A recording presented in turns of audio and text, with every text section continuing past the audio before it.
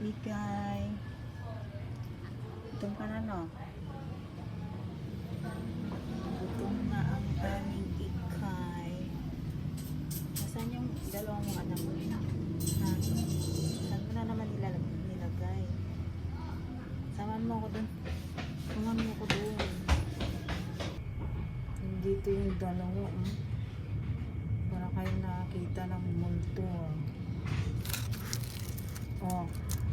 Huwag kang mangagat. Wala ka pang injection.